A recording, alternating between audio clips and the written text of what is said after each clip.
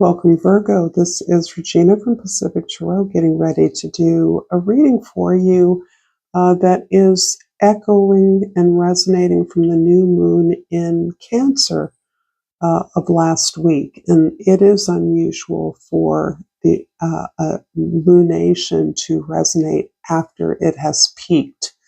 But a new moon's a little bit different as it waxes towards the full moon, but also this new moon is in its own sign. The moon is naturally at home in the sign of Cancer.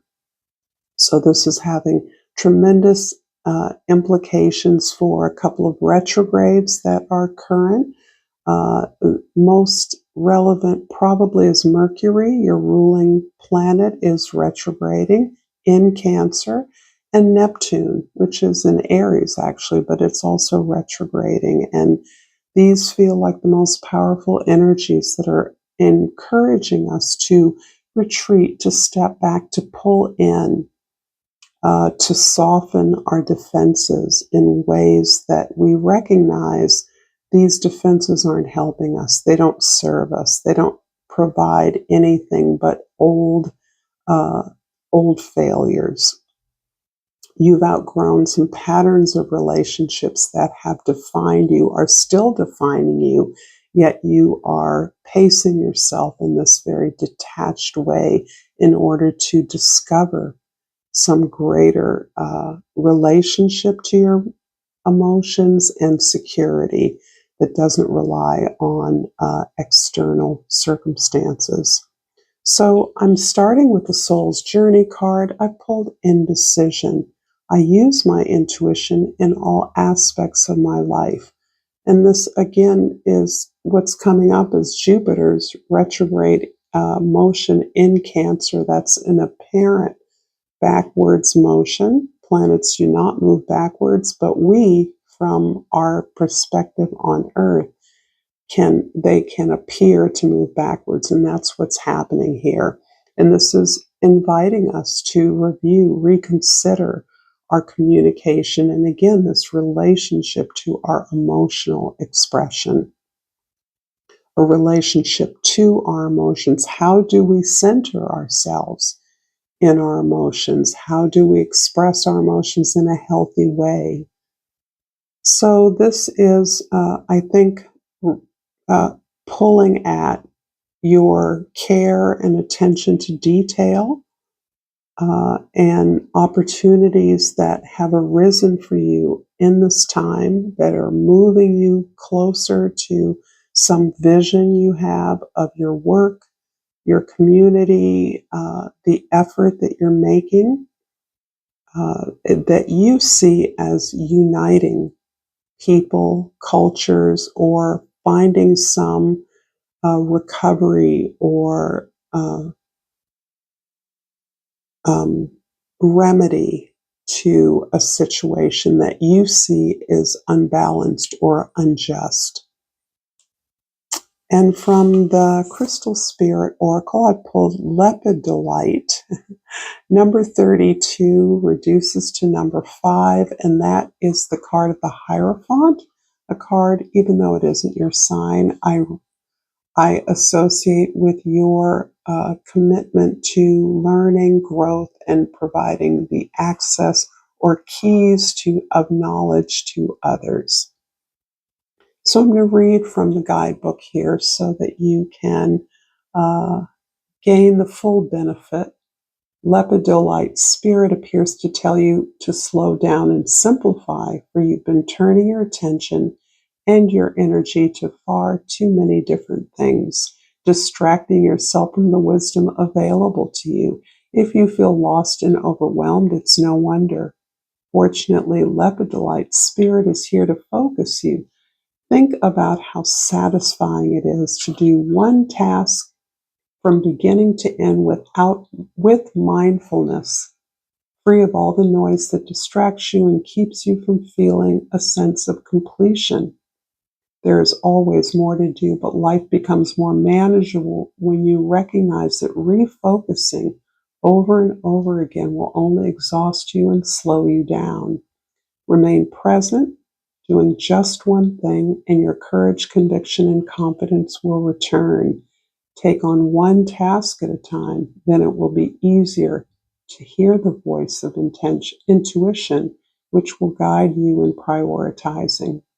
What needs to get done will get done, and your life will become more manageable if you follow this crystal's lead.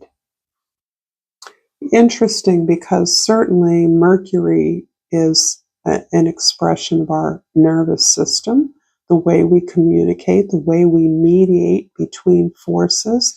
So I'm definitely getting a strong sense of anxiety around those of you that are training, are instructing, are teaching, are showing others, or providing information for others, the anxiety that you get it right. And all of the necessary precursor to establishing a course of learning, a curriculum, the tremendous amount of effort that goes into the preparation of a course, being ready for students to learn in a productive way. In the present, the Five of Wands. Here's your learning laboratory. I believe you are actively engaged in working with, communicating with, solving a problem with a group of individuals.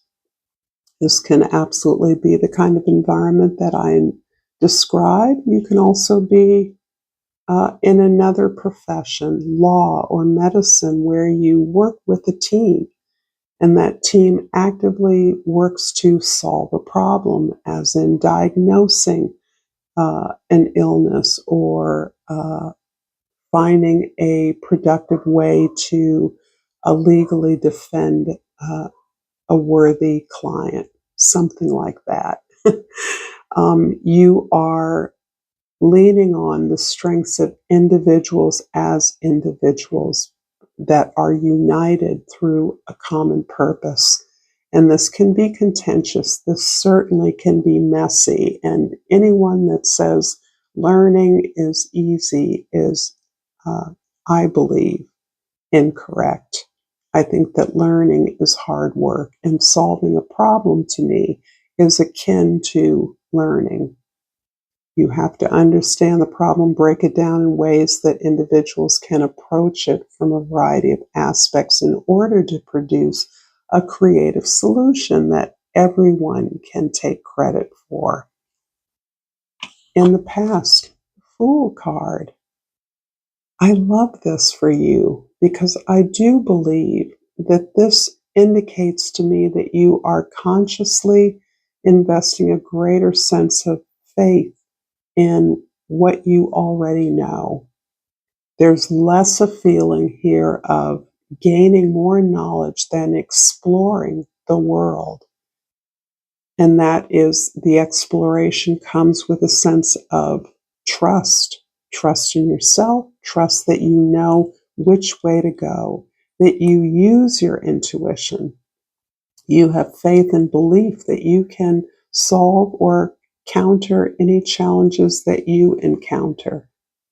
So this is beautiful, liberating energy. I think that is helping you to center yourself in your goals. Even if those goals are as part of a team, you are still allowed to have your own goals for the accomplishment of something, for the sharing of information, even if that is something, it is something, in fact, that you are articulating to the team, to the student body, to your clients, whoever it is, as a way of increasing their investment, their sense of how you came to do what you're doing, what your own inquiry, the process of your inquiry is.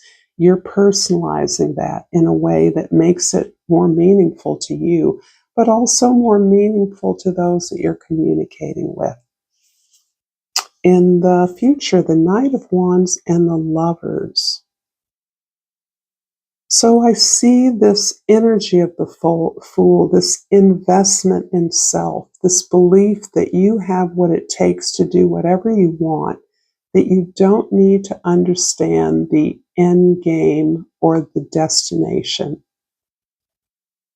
You have faith. You know yourself well enough. You know your content, your knowledge, your profession, your skill set well enough to understand that now simply engaging with others as appropriate allows you to make choices that are taking you to a place with greater meaning for you.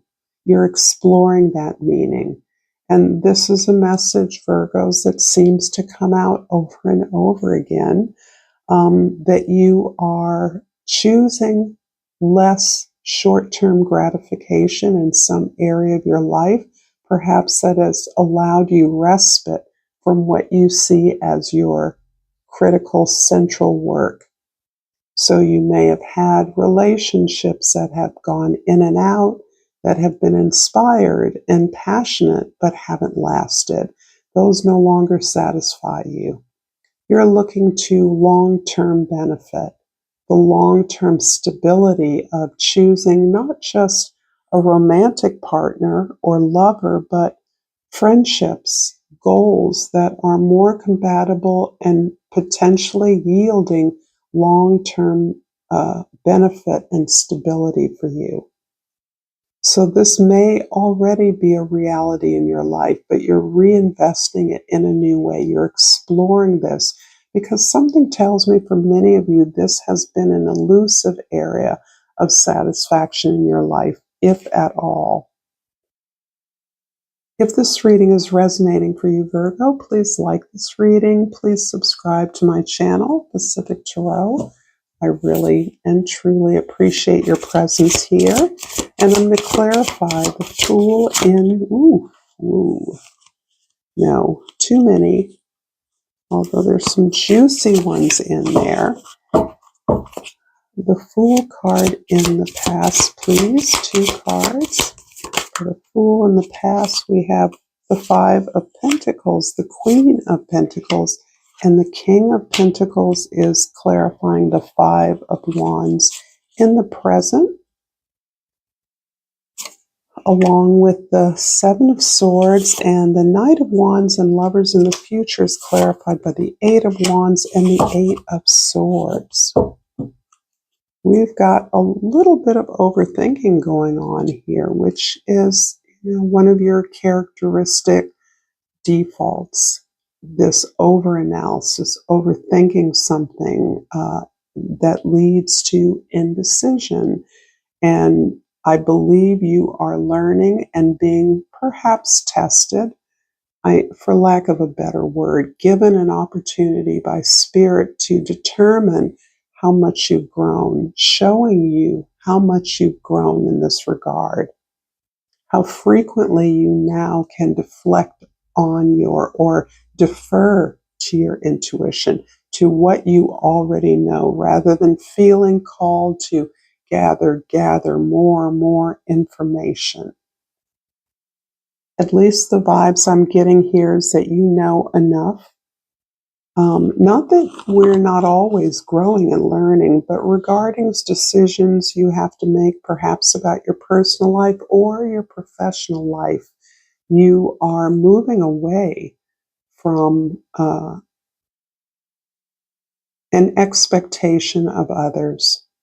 I believe you've outstripped that in your willingness to liberate yourself from that. Free yourself from what others think you should do. Of course, being Mercury ruled, you are always concerned with how others think, what others think. That's your stock and trade for many of you. But you're more concerned now with the impact on your own life, your own security and protection, your own comfort level, your own ability to be generous as a result of your comfort and achievement. So this feels as though you feel secure enough to break out of a lane that you have been in for a very long time. This can have been a professional track or meeting the expectations of others in a way that liberates you from fulfilling that. But in the long term, you feel that you have the foundation necessary to explore, that your home, your relationships at home, or as a result of your professional practice are well in place. They are abundant. They work. You work. And in the present, we have the Five of Wands, clarified by the King of Cups, King of Pentacles, and the Seven of Swords. This is describing a relationship to me. The King and Queen of Pentacles indicates a relationship from long ago, a relationship from your past that sparked you in some way. But it is a relationship that was left behind. And it still continues to be a memory, a thought, a reverie, a fond memory or connection. It doesn't look to me that it exists in the material world in any way. It's hard to know how old or how long ago this connection was made. But at the time, there were many forces against this connection. There were many people who perhaps competed for your attention and pulled you away from this connection, or there was a sense of competition that you and or they had about this relationship. And that competition, again, pulled you apart. Others said unkind things about you or the relationship, and it really fed your self-doubt. I do believe that this other individual was coming from a place of scarcity and revealing some kind of particular and extraordinary talent they had, but that you didn't trust it. You doubted yourself. You were suspicious of perhaps their motives or their sincerity. In the future, the Lovers and the Knight of Wands is clarified by the two eights of Wands and of Swords. This indicates success. This indicates perhaps that the choice in a mate has been successfully resolved, that you have, through many connections, the swift movement of opportunities available to you, the desire to release the anxiety and indecision, perhaps that you've carried about this relationship for a long time, is actually calling you back to that connection in some way. It isn't that it is going to be easier now if you are considering reconnecting. You will meet in an automatic and spontaneous way, or there may be a spontaneous conversation or opportunity for exchange that you hadn't anticipated. But you bring a lot of anxiety to that. Perhaps there's a sense of not having done the right thing at the time. There may have been mistreatment. There certainly appears to have been some hurt, and I would say on both sides. But you understand or are interested in exploring this, if it's by way of an apology, by way of just understanding better what that time was, remembering it fondly, laughing about how awkward it was. There's a way that you are re-exploring that connection, if only to liberate yourself from the overthinking that overshadowed the connection in the past. So there's something that feels like a successful outcome in this reconnection. Perhaps it is in recognizing that a current partner or a relationship you're building now really helps you to understand that relationship better. So there's a number of ways in which this could be working out to your advantage, providing you with a sense of accomplishment, that perhaps lessons learned here have led you to a connection that feels authentic, long-term, deeply constructive in some way.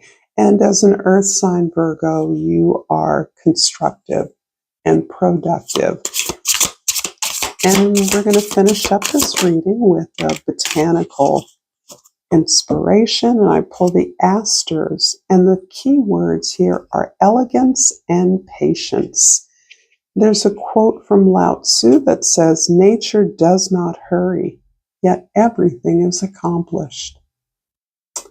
I think this particular scenario that I'm sensing here, I know this is specific in my vision as a relationship, but this can be any kind of a relationship. There's a way in which something that wasn't accomplished in the past is being accomplished now. So thank you, Virgo, for this lovely reading, and until next time, namaste.